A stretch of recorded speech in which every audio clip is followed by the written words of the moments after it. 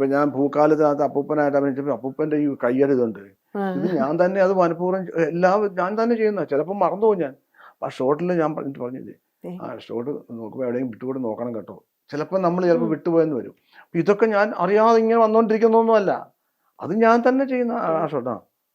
അത് ഞാൻ ഇങ്ങനെ മനഃപൂർവ്വം ചെയ്തുകൊണ്ടിരിക്കും. ചില കാര്യങ്ങൾ അത് വരുത്തുന്നത് നമ്മൾ. അപ്പൊ അല്ലാതെ എന്തൊരു അതെ. ഇപ്പൊ ഞാൻ ഇവിടം വരെ വന്നിട്ട് ഒരു ഡയലോഗ് പറഞ്ഞിട്ട് തിരിഞ്ഞു നോക്കുമ്പോൾ എന്റെ കണ്ണ് നിറയണം. അത് ഞാൻ വിചാരിച്ചല്ലേ നടക്കുള്ളൂ.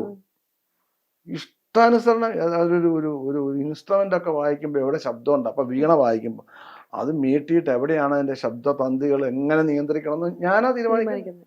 വീണ വായിക്കുന്നവനാ തീരുമാനിക്കുന്നത്. അതുപോലെ നമ്മുടെ ശരീരത്തെയും ശബ്ദത്തെയും ഒരു ഇൻസ്ട്രുമെന്റ് പോലെ നമുക്ക് ഉപയോഗിക്കാൻ പ്രാപ്തിയുണ്ടാകുമ്പോഴേ നമുക്കൊരു തികഞ്ഞ ക്യാരക്ടർ ചെയ്യാൻ പറ്റുള്ളൂ. അല്ലെങ്കിൽ നമുക്ക് ചെയ്യാൻ പറ്റില്ല. അല്ലെങ്കിൽ നമ്മൾ നമ്മളായിട്ട് ചെയ്യാം. ഞാനായിട്ട് വിജയരാഘവൻ പോലീസ്, വിജയരാഘവൻ അപ്പൂപ്പനായി. എനിക്ക് ഇതിനകത്തെ പൂക്കാലത്തിനകത്തെ അപ്പൂപ്പന് ഞാനായിട്ട് ഒരു ബന്ധവുമില്ല. ഇപ്പം ഞാൻ ഇപ്പം കിഷ്കിന്ധാകാണ്ട് അഭിനയിച്ചു. എനിക്ക് ഡിമെൻഷ്യ എന്ന് പറഞ്ഞ അവസ്ഥ ഞാൻ കണ്ടിട്ടേ ഇല്ല. ഞാൻ ജീവിതത്തിൽ അങ്ങനെ ഒരാളെ കണ്ടില്ല. അതിനകത്ത് ഈ പറഞ്ഞ ഞാനൊരു ഒരു കണ്ടോ, ഞാൻ ഡയറക്ടറോട് പറഞ്ഞു ഞാൻ ഈ ഒരു സംഭവം ചെയ്യുന്നുണ്ട്. അതെന്താ വെച്ചാല് ഒരു ഓർത്തെടുക്കുക, ഈ മറവിയല്ല പ്രശ്നം. അപ്പം അത് ചില കാര്യങ്ങൾ ഓർത്തെടുക്കാനുള്ള ശ്രമമുണ്ട്, മറക്കുന്ന കാര്യമുണ്ട്. ഇത് ഞാൻ ഷോട്ടിൽ എൻ്റെ കൈ കാണുന്നില്ല, ഞാൻ എപ്പോഴും അത് ചെയ്തുകൊണ്ടിരിക്കുന്നത്. ഇത് ഇയാൾക്ക് കൂടുമ്പോൾ ഈ വിരൽ മാറും, ഈ കൈവെള്ളയിലേക്ക് മാറും,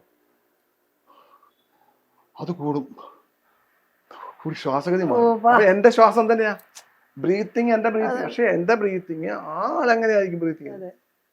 അപ്പൂപ്പനാണെങ്കിലോ, അപ്പൂപ്പനാണെങ്കിൽ എന്റെ ഒരു കുഞ്ഞ്